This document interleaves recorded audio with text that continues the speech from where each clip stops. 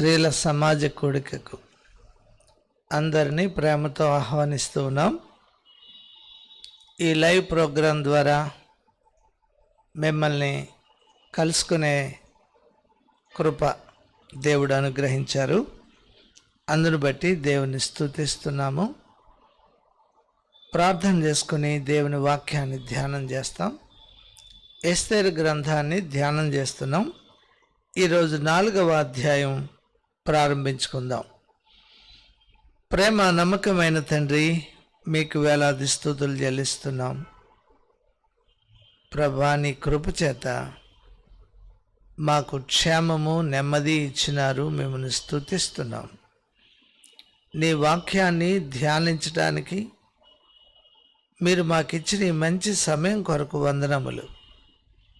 లైవ్లో వినడానికి సిద్ధపడిన వారందరిని బట్టి మిమ్మల్ని స్తుతిస్తున్నాం. ఒకవేళ ఇప్పుడు సమయం అనుకూలించకపోయినా తర్వాత అయినా చూచేవారి కొరకు ప్రార్థిస్తున్నాం. వినువారికి మేలు కలుగునట్లుగా, క్షేమం కలుగునట్లుగా నీ మంచి ఉపదేశాన్ని ఇవ్వండి. ప్రతి వారి ఆంతర్యాన్ని, వారి అక్కరలను ఎరిగిన దేవుడు మీరు. నన్ను మరుగుపరచు, ప్రతి ఒక్కరితో మాట్లాడు, నాతో మాట్లాడు, సహాయము చేయము. మహిమ, ఘనత, ప్రభావాలు మీకు ఆరోపిస్తూ నీ వాక్యపు జీవం మాలో ప్రవహింపు చేయమని కోరుతూ యేసు నామములో ప్రార్థిస్తున్నాం తండ్రి, ఆమెన్. ఎస్తేరు గ్రంథం ఇది ఒక చారిత్రక గ్రంథం. అంత మాత్రమే గాక ప్రభువును చూపించే గ్రంథం. భక్తిని గురించి మనతో మాట్లాడే గ్రంథం. కాబట్టి ఈ గ్రంథంలో 3వ అధ్యాయం వరకు చూచాం. ఇప్పుడు 4వ అధ్యాయం మొదటి 5 వచనాలు చదివి వివరణలో మిగతా వచనాల సంగతి చూద్దాం. జరిగినదంతయు తెలియగానే మొర్దెకై తన బట్టలు చింపుకొని, గోనె పట్టలు వేసుకొని, బూడిద పూసుకొని పట్టణము మధ్యకు బయలు వెళ్ళి మహాశోకముతో రోదనము చేసి రాజు గుమ్మము ఎదుటికి వచ్చెను. గోనె కట్టుకొనిన వాడు రాజు గుమ్మమున ప్రవేశింపకూడదని ఆజ్ఞ కలదు.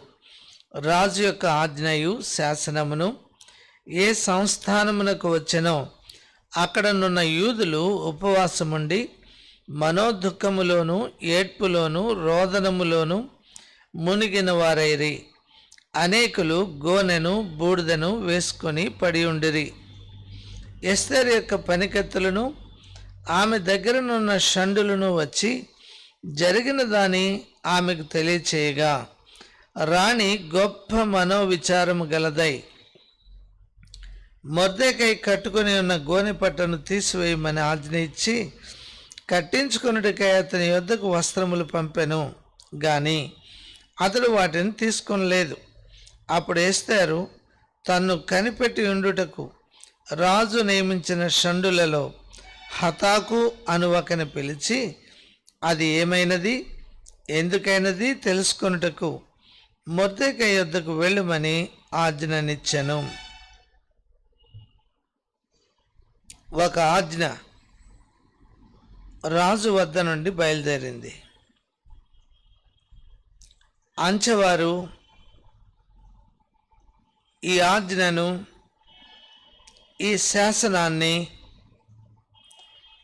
షూషను పట్టణములో కోటలో ఇచ్చారు. పట్టణమంతా కలవరంతో నిండిపోయింది, కలతపడింది. కానీ ఇక్కడ వ్రాయబడిన మాట 3వ అధ్యాయం 15వ వచనంలో, అంతటా రాజును హామానును విందుకు కూర్చుండిరి.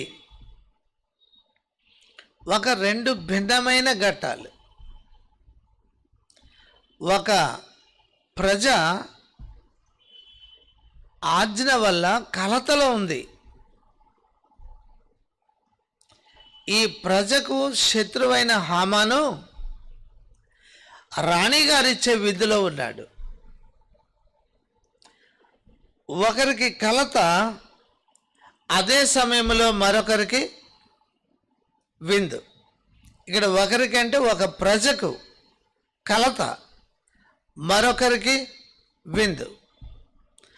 ఆ విందులో ఉన్నవారి అనుచరులకు కూడా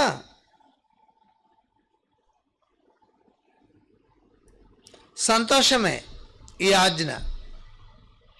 కాబట్టి ఇప్పుడు రెండు భిన్న గ్రూప్స్ మనం చూడొచ్చు, జాతులను చూడొచ్చు.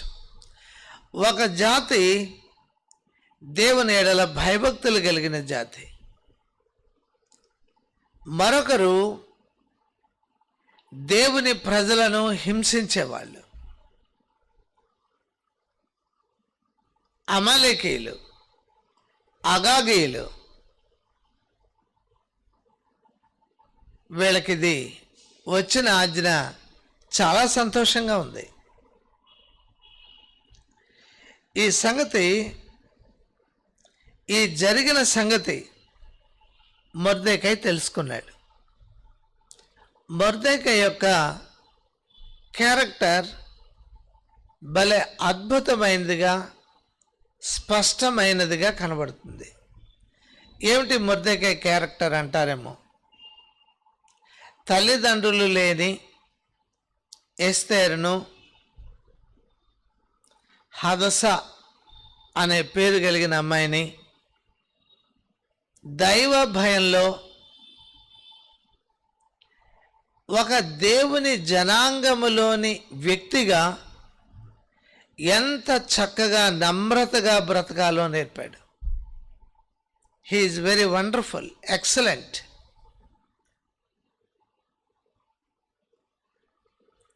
ఎంత చక్కగా ఆమె అతని మాటకు విధేయురాలై నమ్మకంగా ప్రవర్తించిందో. అద్భుతం ఎస్తేరు యొక్క క్యారెక్టర్లో. మొర్దెకై పెంచడంలో మొర్దెకై పెంపకానికి విధేయత చూపడంలో ఎస్తేరుని మనం మెచ్చుకోవాలి. కొన్నిసార్లు తల్లిదండ్రులు మంచివాళ్లే, నమ్మకస్తులే, కానీ పిల్లలు దానికి విధేయులు ఎవరు? ఇలా ఆలోచించండి. ఇస్సాకు కుమారులిద్దరు, ఏసావు, యాకోబు, ఇద్దరిని ఒకే తల్లిదండ్రులు పెంచారు, కానీ ఇద్దరు వ్యక్తిత్వాలు, మనస్తత్వాలు భిన్నంగా ఉన్నాయి. యాకోబు 12 మంది కొడుకుల్లో మిగతా వారి వ్యక్తిత్వానికి, యోసేపు వ్యక్తిత్వానికి మళ్ళా చాలా వ్యత్యాసం ఉంది. మొర్దెకై ఎస్తేరుల విషయంలో ఇద్దరి క్యారెక్టర్లు కూడా పాజిటివ్ థింకింగ్లో ఉన్నాయి. They are positive thinkers. ఒకరిని ఒకరు అనుకూలంగా అర్థం చేసుకుంటారు. చాలామంది ప్రతికూలంగా అర్థం చేసుకుని అక్కడ ఏమీ సమస్య లేకపోయినా సమస్యను సృష్టించుకుంటారు. భలే విచిత్రం ఇది. అంటే మన ఆలోచనలోనే మంచి కానీ చెడు కానీ ఉన్నాయి.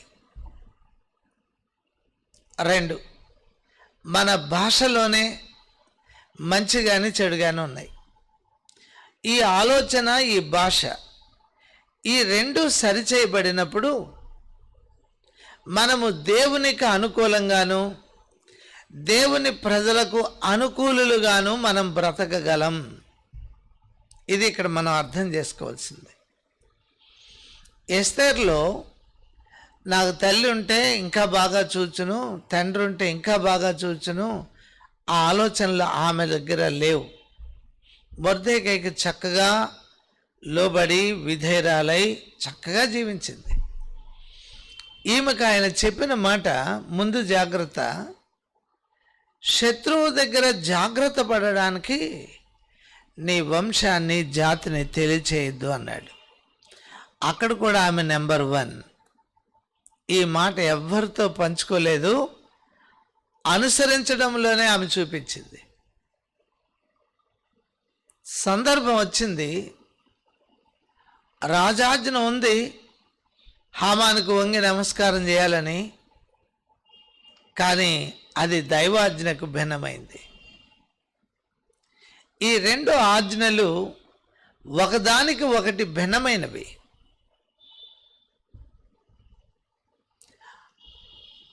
అమాలేకీయుల గురించి ఆయన మాట్లాడి ఇశ్రాయేలీలతో, వారు మీకు ఎన్నటన్నటికీ వారితో వైరం, వారిని మీరు నిర్మూలన చేయాలి అని చెప్పారు.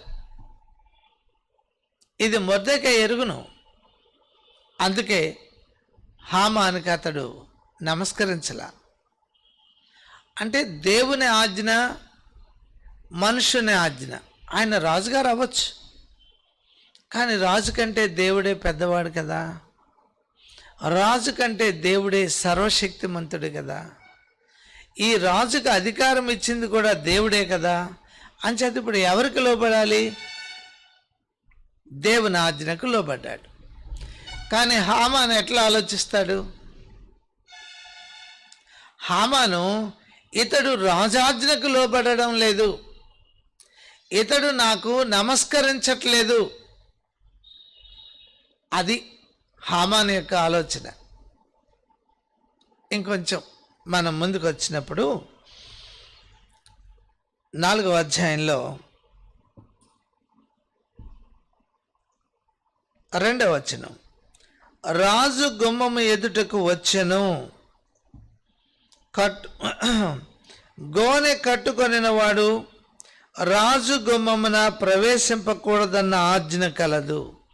మరొక ఆజ్ఞ, గోనె పట్ట కట్టుకున్నవాడు రాజుగారి ఆ గుమ్మం దగ్గరికి రాకూడదు. ఎందుకంటే రాజు దుఃఖాన్ని, విచారాన్ని చూడ్డనమాట. ఎప్పుడు సంతోషం, ఎప్పుడు ఆనందం, ఎప్పుడు ఆహ్లాదం. ఇది గోనె దుఃఖానికి సూచన, బూడిద తగ్గింపుకు సూచన. ఈ గోనె, బూడిద, ఈ 2 ఆ దుఃఖము, తగ్గింపు, తమ నిస్సహాయ స్థితిని చూపిస్తున్నాయి. ఇది మనం గమనించాలి. ఇది కట్టుకొనిన వాడు రాజుగారి గుమ్మం దగ్గరకు వచ్చాడు. ఇక్కడ కూడా ఆజ్ఞ మీరిన వాడయ్యాడు మొర్దెకై. ఈ 2 ఆజ్ఞలు మీరిన కారణం దేవునికి కట్టుబడి, దేవునికి లోబడి మాత్రమే. రాజు మీద తిరగబడేవాడు కాదు. రాజుగారు ప్రాణం తీయాలనుకున్న వారిని సమాచారం అందగానే అది రాజు దగ్గరకు చేరవేసినవాడు, రాజు ప్రాణాన్ని కాపాడినవాడు మొర్దెకై. ఈవేళ ఒక క్రైస్తవుడు ఇట్లానే జీవించాలి. అధికారులకు సహకారులుగా, వారి కొరకు ప్రార్థించేవారిగా ఉండాలి. కానీ దేవుని ఆజ్ఞకు వ్యతిరేకంగా ఉన్న దేనినైనా మనము తిరస్కరించి దేవుని మాటకే లోబడవలసిన వాళ్ళం. ఇది ఇక్కడ మనం అర్థం చేసుకోవాలి. ఇంకొంచెం రెండో విషయం ఏమిటంటే, షూషను కోటలోకి ఈ ఆజ్ఞ బయలుదేరి వచ్చింది. అంతఃపురములో ఉన్న ఎస్తేరు రాణికి తెలియలేదు. షూషన్లో ఉన్న యూదులందరికీ తెలిసింది. వారిలో కలత ప్రారంభమైంది. వారు గోనె పట్ట కట్టారు. వారు ఉపవాసం ఉన్నారు. చూడండి ఆ విషయం 3వ వచనంలో. రాజు యొక్క ఆజ్ఞయు శాసమును ఏ సంస్థానమునకు వచ్చినో అక్కడనున్న యూదులు ఉపవాసం ఉన్నారు, మహా దుఃఖములో మునిగిపోయారు, ఏడ్పులో ఉన్నారు, రోదనములో ఉన్నారు.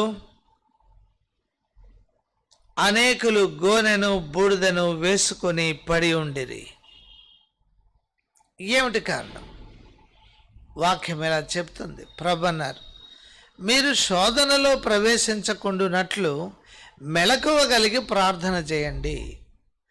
మెలకువ కలిగి ప్రార్థన చేయడం అంటే బాహ్య నిద్రను గురించని ఆలోచించవచ్చు.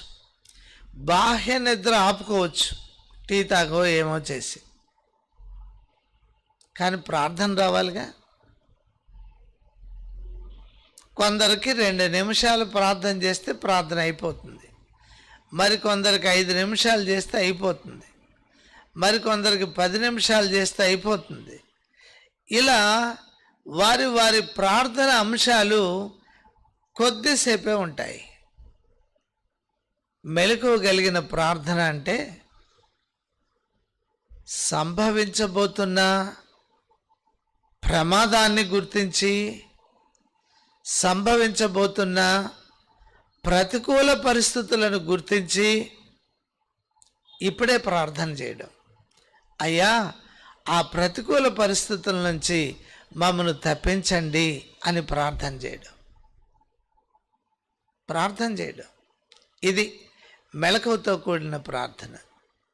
మన పిల్లల్ని స్కూల్కి పంపిస్తాం.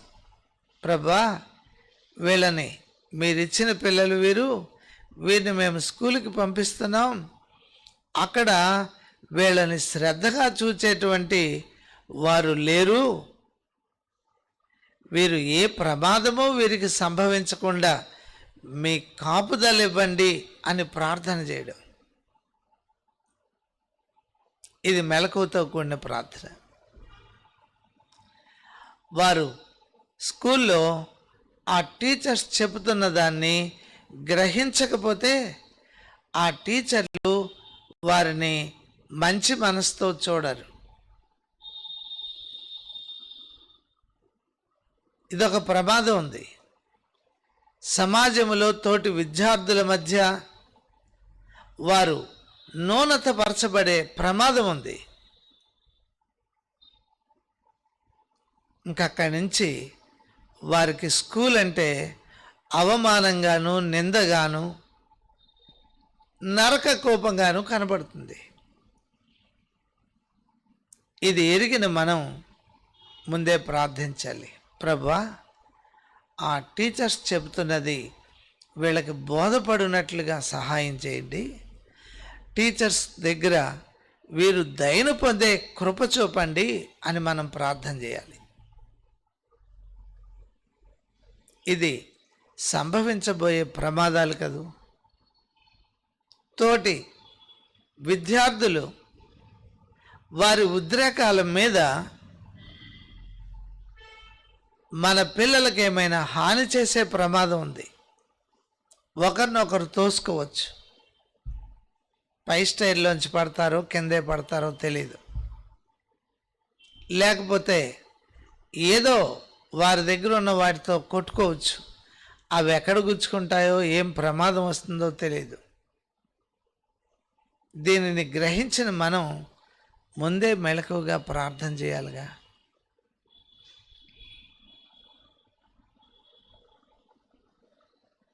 ఇలా ముందు కాలంలో ఇలాంటి ప్రమాదాలు సంభవించే అవకాశం ఉంది. వాటి నుంచి తప్పించబడడానికి మనం ముందే ప్రార్థించాలి. దీన్ని మెలకువగలిగి ప్రార్థన చేయడం అంటారు. మన పిల్లలు పై చదువులకు వస్తూ ఉంటారు, ఖర్చులు పెరుగుతూ ఉంటాయి.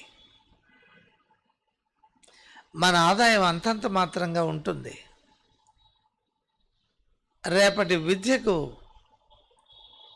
ఎంత ఖర్చు అవుతుందో గ్రహించి, ప్రభా, మరి 10th పాస్ అవుతున్నాడు, ఇంటర్లోకి వెళుతున్నాడు, ఇంత ఖర్చు ఉంది, వాటిని మేము చేరడానికి మమ్మల్ని బలపరచండి అని ప్రార్థించాలిగా. మా అవసరత తీర్చండి అని ప్రార్థించుకోవాలిగా. ఇది కూడా మెలకువగలిగిన ప్రార్థన.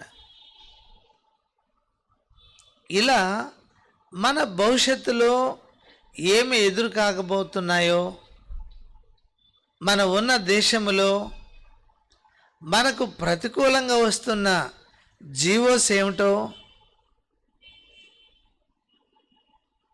ఇవన్నీ మనం గమనించుకుంటూ మెలకువగా ప్రార్థన చేయడం అనే అనుభవం ఎస్తేరు గ్రంథంలో కనబడుతుంది. యూదులు వీరు తమ సంస్థానములోకి వచ్చిన శాసనాన్ని గమనించి దాని నిమిత్తమై కలత చెందిన వారై వారు ఉపవాసం ఉన్నారు, మహా దుఃఖముతో ఉన్నారు, ఏడ్పుతో ఉన్నారు, రోదనలో ఉన్నారు, గోనెను కట్టుకొని బూడిదను వేసుకున్నారు. ఇవి ఇక్కడ మనం కనబడుతున్నాయి. కానీ అంతఃపురంలో ఉన్న రాణి గారికి, ఎస్తేర్ రాణికి ఈ విషయాలు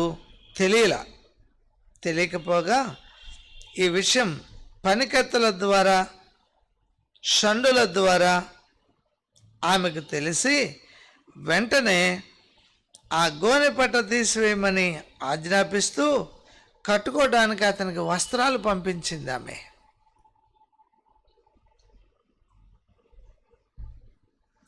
అతడు వాటిని తీసుకొనలేదు.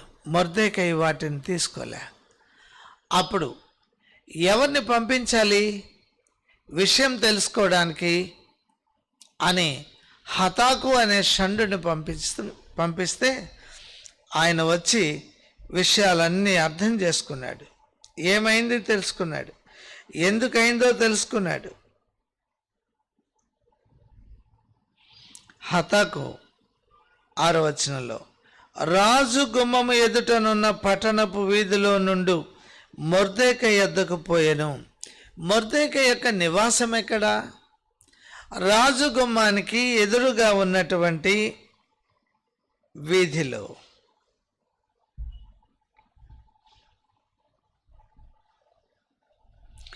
పట్టణపు వీధిలో అక్కడ మొర్దెకై గారి నివాసం. అక్కడికి వెళ్ళాడు. అయ్యా ఏమిటి సంగతి అని అడిగినప్పుడు మొర్దెకై 7వ వచనం, తనకు సంభవించినదంతయు యూదులను నాశనము చేయుటకు గాను హామాను వారిని బట్టి రాజు ఖజానాకు తూచి ఇచ్చేదనని చెప్పిన సొమ్ము మొత్తం ఇంత అనియు అతనికి తెలిపి వారిని సంహరించుటకై షూషన్లో ఇయ్యబడిన ఆజ్ఞ ప్రతిని ఎస్తేరునకు చూపి తెలుపుమనియు, ఆమె తన జనుల విషయమై రాజును వేడుకొని అతని సముఖమందు వినపము చేయుటకై అతని యొద్దకు పోవలనని చెప్పుమనియు దానిని అతనికిచ్చెను. ఇప్పుడు ఆలోచించండి. హతాకు వచ్చి అడిగాడు, అయ్యా ఏమిటి సంగతి? ఇదయ్యా ఇలాంటి ఆజ్ఞ బయలుదేరింది, ఇదిగో ఆజ్ఞ ప్రతి, శోషణలో ఇది వెల్లడైంది,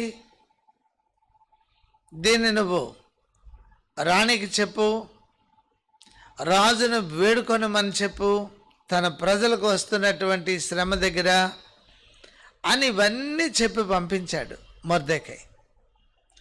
ఇవి తెలిసిన తర్వాత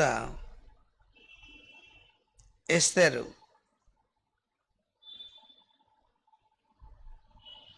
అంతటా ఎస్తేరు మొర్దెకైతో చెప్పుమని హతాకునకు సెలవిచ్చినదేమనగా 10వ వచనం, పిలువబడక పురుషుడే గాని స్త్రీయే గాని రాజు యొక్క అంతర్గృహమున ప్రవేశించిన ఎడల బ్రతుకున్నట్లుగా రాజు తన బంగారపు దండమును ఎవరి తట్టు చాపునో వారు తప్ప ప్రతివాడు సంహరింపబడునన్న కఠినమైన ఆజ్ఞ కలదని రాజసేవకులందరికీ అతని సంస్థానములలోనున్న జనులకు అందరికీ తెలిసై ఉన్నది.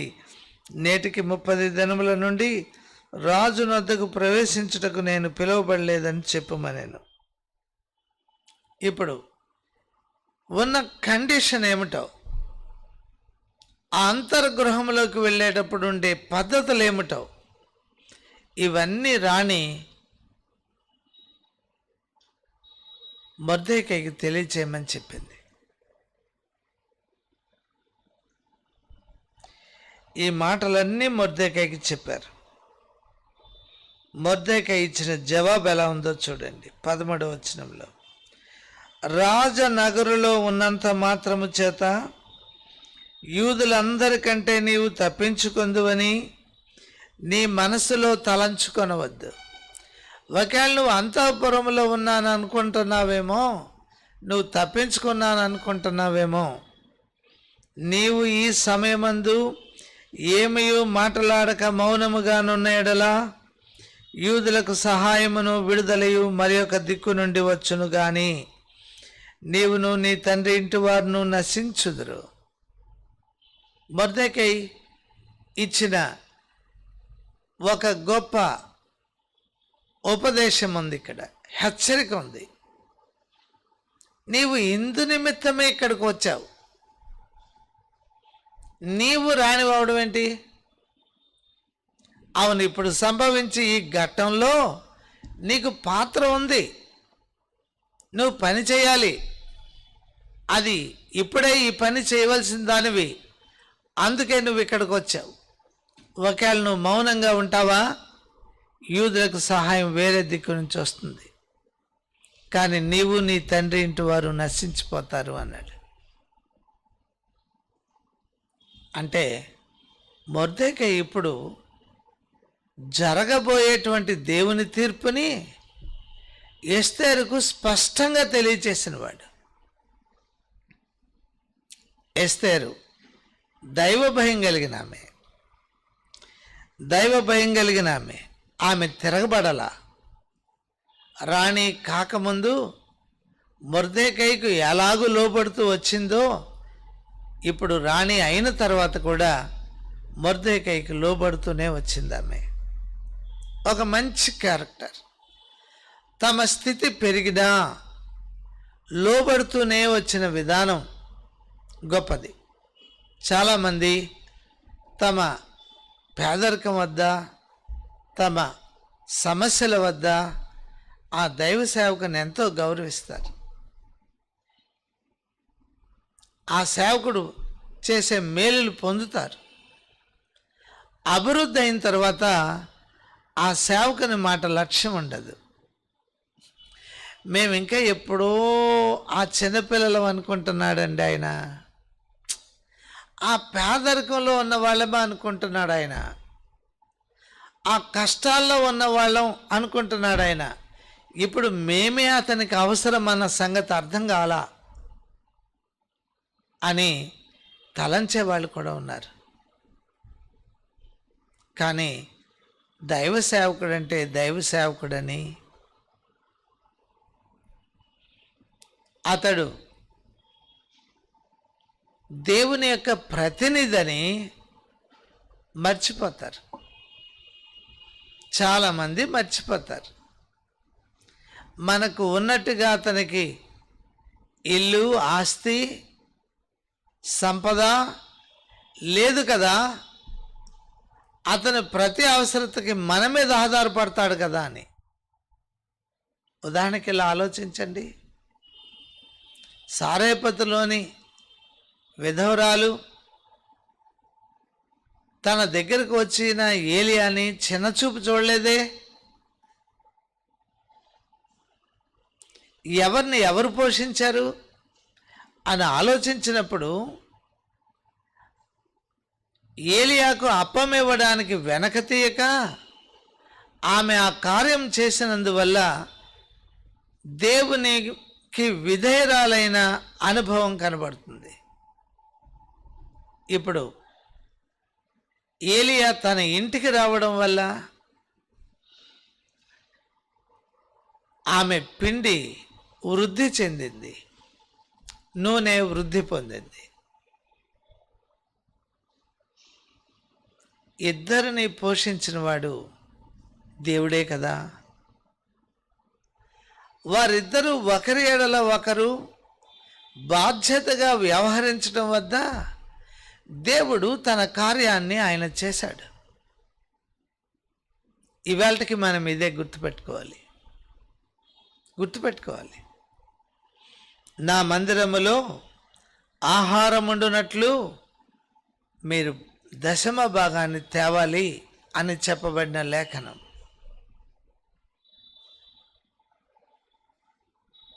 ఎందుకు ఇది?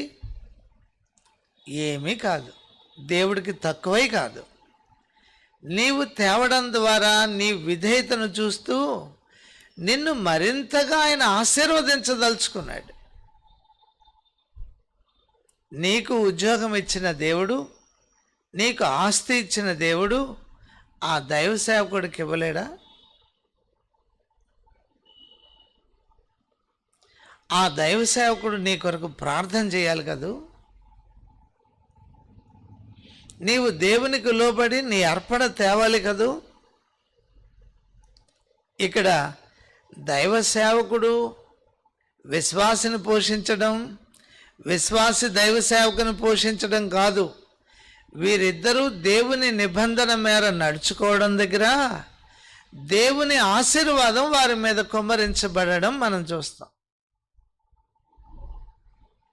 ప్రార్థించే దైవ సేవకుడు, నేను కాబట్టి ప్రార్థన చేస్తున్నాను, నేను చేయకపోతే నువ్వు నష్టపోతావు అన్నట్టు ఆలోచించకూడదు.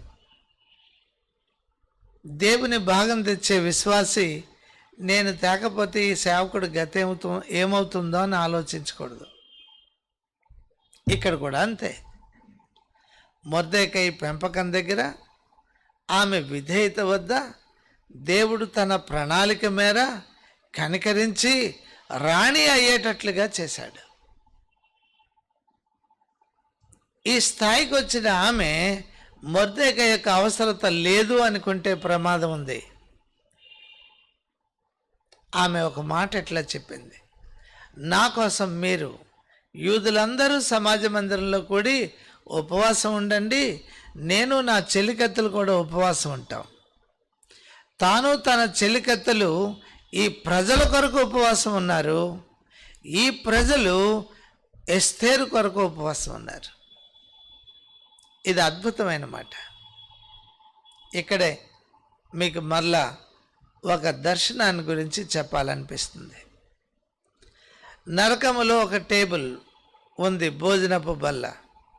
దాని మీద కూర్చున్న వారి చేతుల్లో బారెడు పొడుగు స్పూన్లు ఉన్నాయి, చివరే పట్టుకుని తినాల వాళ్ళ కంచంలోది.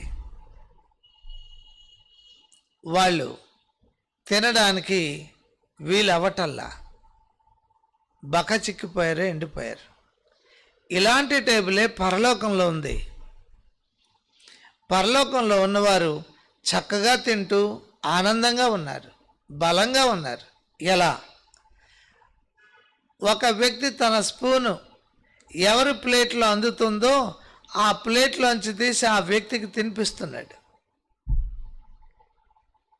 అలా అందరూ తమకు అందుతున్న వాళ్ళకే ఆహారం తినిపిస్తున్నారు.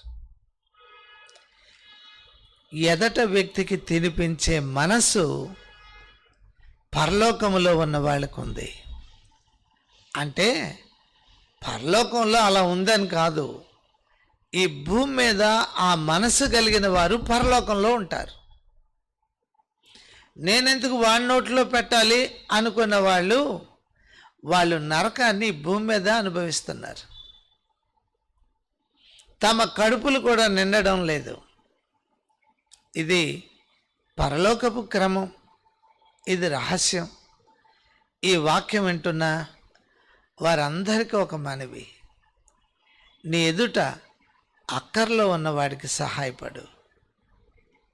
మేలైనది చేయనెరిగి అలాగూ చేయని వానికి పాపమే కదా. మేలైనది చేయనెరిగి చేయని వానికి ఏమి కలుగుతుందంటే పాపము. ఇక్కడ ఒక ప్రశ్న, నీ కుటుంబంలో నీవు కోడలు అవ్వచ్చు, నీ అత్తకు నువ్వు సహకరిస్తున్నావా? పోట్లాడుతున్నావా? నీ కోడల్ని ప్రేమిస్తున్నావా? పోట్లాడుతున్నావా? అవును, నీ భర్తకు సహకారిగా ఉన్నావా? దెప్పే మనసుందా? చాలామంది స్త్రీలు తమ భర్తల్లో ఏవో లోపాలు కనిపెట్టాలి అనుకుంటారు. కనిపెట్టు, మంచిదే. కానీ నీకు దెప్పే స్వభావం ఉందే, అది నీ జీవితానికే ప్రమాదం.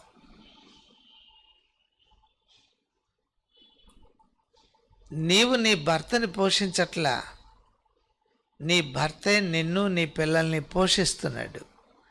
అతన్ని కాపాడుకోవాల్సిన జ్ఞానం నీకుండాలి. అతనికి క్షేమము కలుగునట్లుగా చూసుకోవాల్సిన బాధ్యత నీదే. ఎందుకు అంటారేమో, ఒక రైతు ఆ బండిలాగే ఎద్దుకి దానా పెడతాడు. ఎందుకని? దానా బలమైన ఆహారం. ఆ ఎద్దు తింటే బలంగా బండిని లాగుతుంది. ఎద్దు క్షేమంగా ఉంటే రైతుకు లాభం. ఈ సంగతి రైతుకు తెలుసు. ఆ రైతుకున్న కనీస జ్ఞానం గృహిణికి తెలియకపోవడం వల్ల తింటే తిను, పోతే పో అన్నట్టుగా ఉంటారు కొందరు.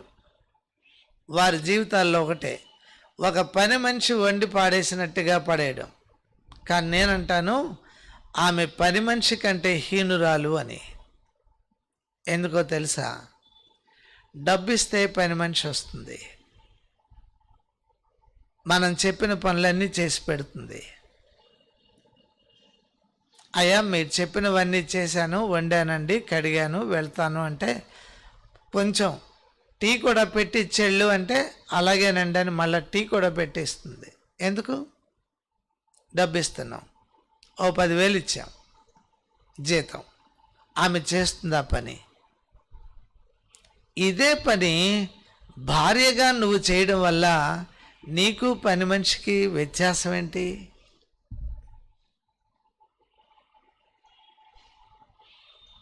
పని మనిషి దగ్గర పని దొరకవచ్చు కానీ ప్రేమ దొరకదు కదా.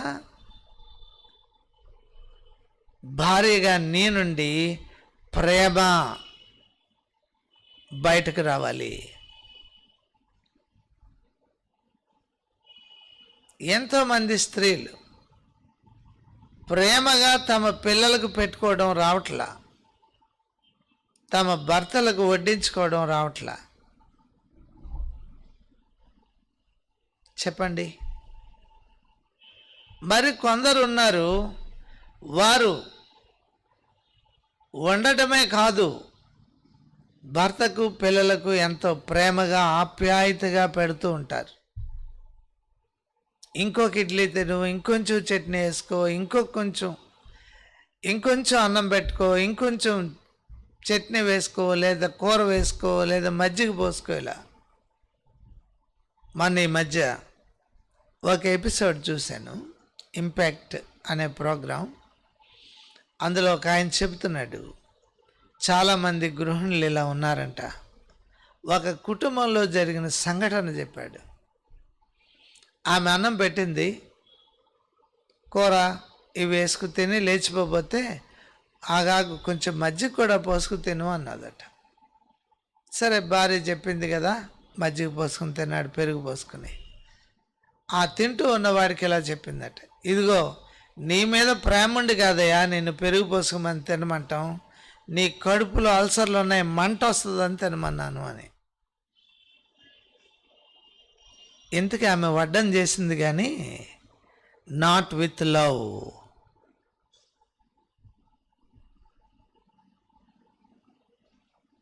She feels something against to her husband.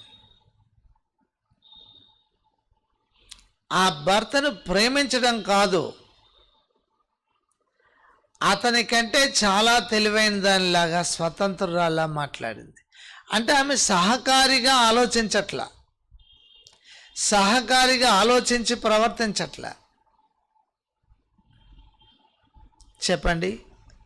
ఈ కుటుంబాలు భోజనం చేస్తాయి కానీ ఎవరికీ శక్తి రాదు. ఎప్పుడు నెగిటివ్ థింకింగ్, నెగిటివ్ వొకాబులరీ. ఆ కుటుంబంలో దేవుని సన్నిధి ఉంటుందా?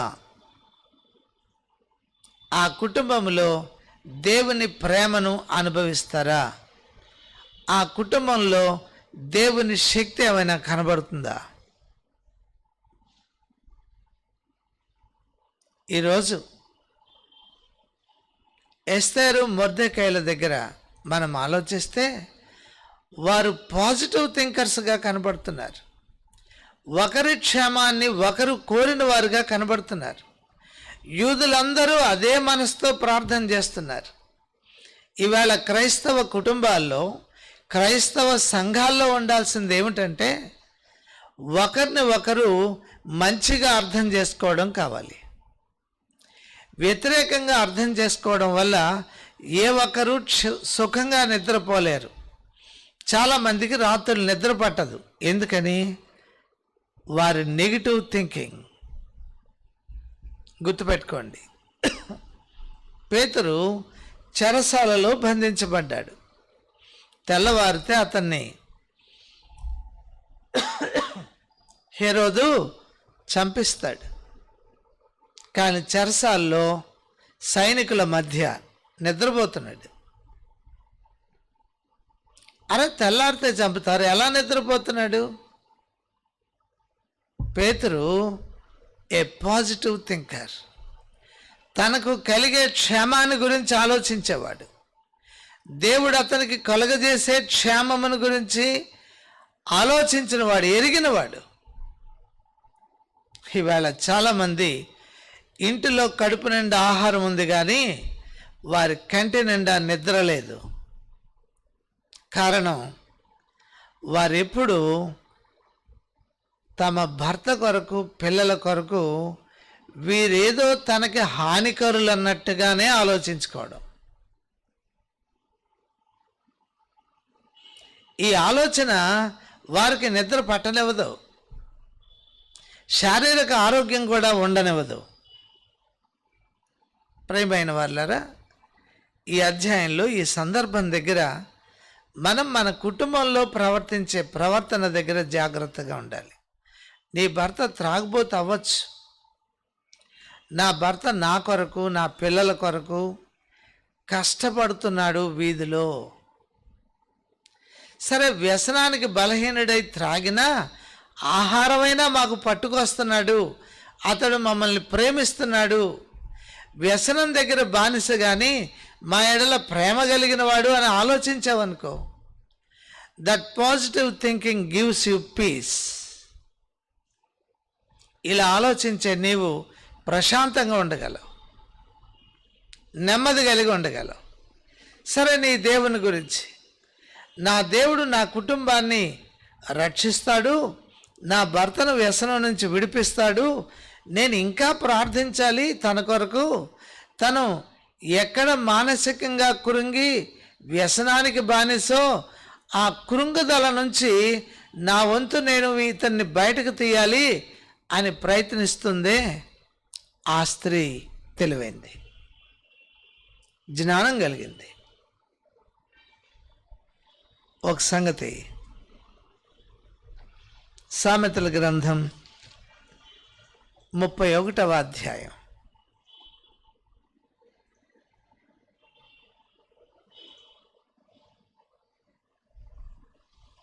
26వ వచనం చూడండి.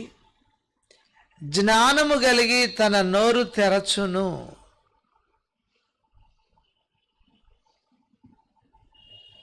భర్త ఏమన్నా తెచ్చాడు, ఏడ్చినట్టు ఉన్నాయి.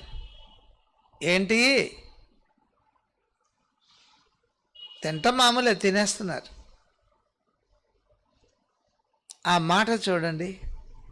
ఓహో, ఇంకెప్పుడు తేకూడదు. కొన్నిసార్లు భర్తలు ఆ భార్యకి ఓ మంచి చీర కొనాలనుకుని తనకు నచ్చిన చీర తెస్తాడు. ఈవిడికి అది నచ్చదు. కారణం ఈమె నెగిటివ్ థింకర్. నన్ను తీసుకెళ్లకుండా కొన్నాడు, ఏ చౌకగానో కొనేసి ఉంటాడు, 100 రూపాయల చీరట్టుకొచ్చి 3000 అంటున్నాడు అనుకోవచ్చు. అనుకుని ఏ రంగిది ఏడ్చినట్టు ఉంది, పని మనుషులు కూడా కట్టరు అంటుంది. లేదమ్మా, ఇది 3000 రూపాయల చీర, నీకు బాగుంటుందని ఆలోచించి మరీ తెచ్చాను అంటాడు. ఏమో ఏం బాగుంటుంది అని ఈ అసంతృప్తిని వ్యక్తపరిచేటప్పటికీ తన శక్తి కొలది తెచ్చాడు. కానీ అప్పుడు ఒక నిర్ణయం తీసుకుంటాడు, ఇంకెప్పుడు నేను కొనకూడదు, చీర కావాలంటే 100-200 ఇచ్చి నువ్వే పోయి కొనుక్కో అనాలి. నెగిటివ్ థింకింగ్ కుటుంబంలో అనైక్యతను, కుటుంబంలో అవగాహన లేమిని, ఒకరి ఎడల ఒకరికి అవగాహన లేమిని కలిగిస్తుంది. మరో సంగతి 27వ వచనం, ఆమె తన ఇంటి వారి నడతలను బాగుగా కనిపెట్టును, పని చేయకుండా ఆమె భోజనం చేయదు. కొంతమంది స్త్రీలను ఎలా చూస్తాం, వాళ్ళు పని పూర్తయితేనే కానీ భోజనం చేయరు. ఆమె తన ఇంటి వారి నడతలను బాగుగా కనిపెట్టును అంటే మాటి మాటికి ఫోన్ చేసి, హలో ఎక్కడున్నారు, ఏం చేస్తున్నారు, ఇప్పుడు అక్కడ ఎందుకున్నారు అని ఇలా వంచేటువంటి విధానం అది నడతలు కనిపెట్టే విధానం కాదు. పురుషుడు బయటకు వెళ్ళిన తర్వాత అనేక రకాల పరిస్థితుల మధ్య ఉంటాడు.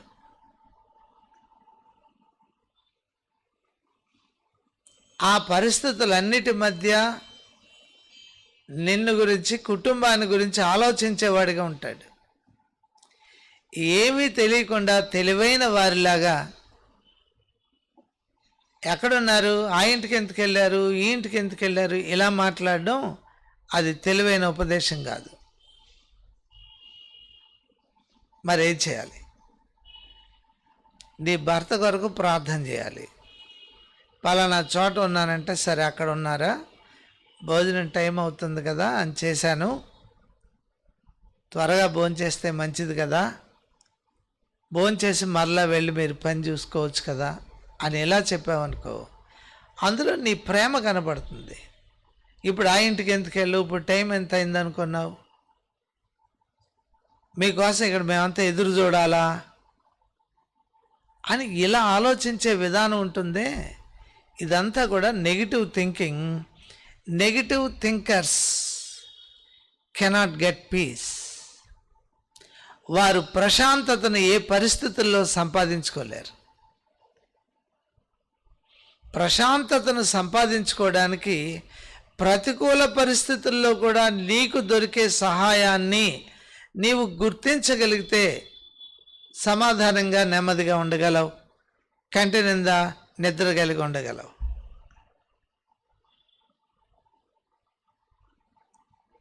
ఇరవై 28వ వచనం, ఆమె కుమారులు లేచి ఆమెను ధన్యురాలందరూ. 29, చాలామంది కుమార్తెలు పతివ్రత ధర్మమును అనుసరించి ఉన్నారు కానీ. అవును, దేశంలో చాలా కుటుంబాలు, చాలామంది స్త్రీలు వారు పరపురుషుని ఎరిగిన వాళ్ళు కాదు, పతివ్రత ధర్మం పాటించిన వాళ్ళే. కానీ విచిత్రం ఏంటంటే వారందరినీ నీవు మించిన దానవు, అది ఇక్కడ మాట్లాడేది. మరి వారి పతివ్రత ధర్మానికి ఈమె పతివ్రత ధర్మానికి తేడా ఏమిటి? వారు పతివ్రత ధర్మంలోనే ఉన్నారు కానీ తమ భర్తల ఎడల అనుచితంగా మాట్లాడకుండా, సుముఖంగా మాట్లాడకుండా వ్యతిరేకంగా మాట్లాడేవాళ్ళు. నీకంటే ఆయన నయమయ్యా, రిక్షా తొక్కేవాడైనా ఫ్రిడ్జ్ కొన్నాడు, నువ్వు ఉద్యోగం చేస్తున్నావు, ఫ్రిడ్జు లేదు, వాషింగ్ మెషిను లేదు అన్నావు. నీకు ఇతరులు కుటుంబాల్లో ఉండే భర్తలు వారు చేసిన వాటిని నువ్వు మెచ్చుకోవడం అనేది నీ దగ్గర ఉంది. తెలుసా ఇది? ఇందులో అంతర్లీనంగా వ్యభిచార దృష్టి ఉంది అనేది అర్థమవుతుంది. నీ భర్త ఎడల వ్యతిరేక భావం, పరపురుషుల ఎడల అనుకూలమైన భావం, ప్రేమాయుతమైన భావం, ఇందులో తప్పుంది. ఒకవేళ ఏ పురుషుడైనా నీకంటే ఆవిడ బెస్ట్, బ్రహ్మాండంగా వండుతుంది, నీకు అన్నమే వండడం రాదు, ఆమె పాయసం కాస్తుంది అన్నాడు అనుకోండి, ఇప్పుడు అతని భావంలో భార్య ఎడల నూనత, ఇతర స్త్రీల ఎడల ప్రేమ, గౌరవం పెరిగాయి. ఇది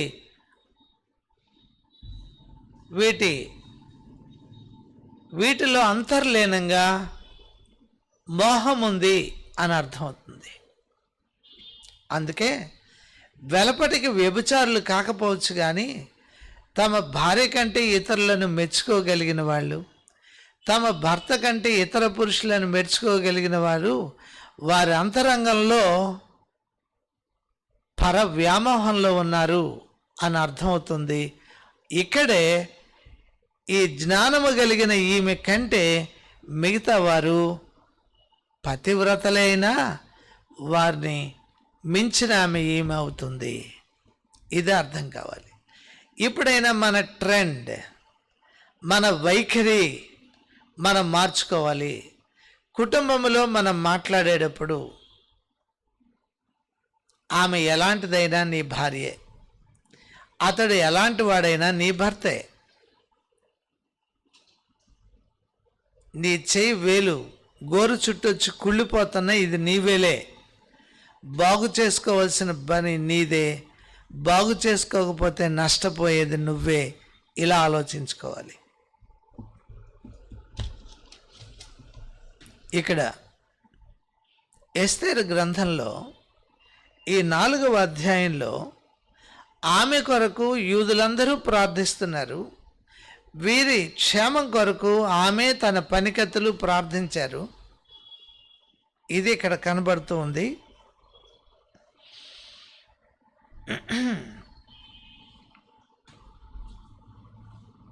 16వ వచనములో చివరి భాగం, ప్రవేశించుట న్యాయ వ్యతిరేక్తముగా నున్నను, నేను రాజున వద్దకు ప్రవేశించుదును, నేను నశించెదను.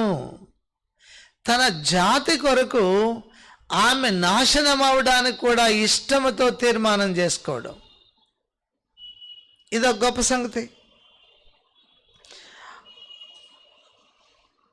అటువలనే మొర్దెకై బయలుదేరి ఎస్తేరు తనకు ఆజ్ఞాపించిన అంతటి ప్రకారముగా జరిగించిన. ఏంటి, నీ చేతుల్లో పెరిగి నాకు ఆజ్ఞాపిస్తావా నువ్వు అనలా. తల్లిదండ్రులు, మీ పిల్లలు ఏదైనా మంచి మాట చెబుతున్నప్పుడు నీ పెంపకంలోంచే వచ్చింది ఆ మంచి మాట అని దానిని నువ్వు అంగీకరించాలి. మొర్దెకై అంతటి వాడు ఎస్తేరు మాటను అంగీకరించడం అతనిలో ఉన్న ఆత్మ సంబంధమైన దీనత్వం కనబడుతుంది. ఎస్తేరులో తాను నాశనం అవడానికి కూడా ఇష్టపడిన త్యాగం కనబడుతుంది. నేటి మన జీవితాల్లో, మన కుటుంబంలో, దేవుడు మనకిచ్చిన స్థానిక సంఘంలో, దేవుడు మనకిచ్చిన చుట్టూ ఉన్న సమాజం మధ్య, లోకంలో మనం ఇంతటి యోగ్యమైన బ్రతకడం అవసరమని ఎస్తేరు గ్రంథం మనకు బోధిస్తూ ఉంది. అలాగ జీవించడానికి దేవుడు తన కృపను మనకు అనుగ్రహించునుగాక. ప్రార్థన చేద్దాం. ప్రేమ నమ్మకమైన తండ్రి, మిమ్మల్ని స్తుతించి ఘనపరుస్తున్నాం. ఎస్తేరు, మొర్దెకై మరి యూదులు వీరి ప్రవర్తనను మా ఎదుటకు తీసుకుని వచ్చి, వారి సంభాషణను మా ఎదుటకు తీసుకుని వచ్చి మీరు మాతో అనేక రీతుల్లో మాట్లాడారు. మా వ్యక్తిగతంగా కానీ, కుటుంబంలో కానీ, స్థానిక సంఘంలో కానీ, మేమున్న సమాజం మధ్య కానీ ఎంత జాగ్రత్తగా మెలకువగా బ్రతకాలో, ప్రార్థించాలో, ప్రవర్తించాలో మీరు మాతో మాట్లాడుతూ వచ్చారు. విన్నవారందరి జీవితాల్లో వారి వారి పరిస్థితుల్లో వారు ఎట్లా నడుచుకోవాలో మీరే ఈ మాటల ద్వారా బలపరిచి నడిపించమని ప్రార్థిస్తున్నాం. మహిమ, ఘనత, ప్రభావాలు మీకు ఆరోపిస్తూ ప్రభుత్వంలో వస్తున్న మార్పులు గమనించి నేడు విశ్వాసులుగా మేము ప్రార్థించడానికి, మెలకువ కలిగి ఉండడానికి, స్పృహ కలిగి ఉండడానికి సహాయపడమని కోరుతూ యేసు నామంలో స్తుతించి ప్రార్థిస్తున్నాము తండ్రి. ఆమెన్. తండ్రి అయిన దేవుని ప్రేమ, ప్రభు రక్షకుడైన యేసుక్రీస్తు వారి కృప, పరిశుద్ధాత్మ దేవుని అన్యోన్య సహవాసం మనందరకు తోడుగా ఉండునుగాక. ఆమెన్. Praise the lord. మళ్ళీ వచ్చే శుక్రవారం ఎస్తేరు గ్రంథం 5వ అధ్యాయ ధ్యానంలోకి వెళ్తాం. ముందుగా మీరు ఆ అధ్యాయాన్ని చదువుకొని వచ్చే శుక్రవారం ఈ ఉపదేశాన్ని వినడానికి ప్రార్థనాపూర్వకంగా సిద్ధపడాలని కోరుతూ ముగిస్తున్నాను.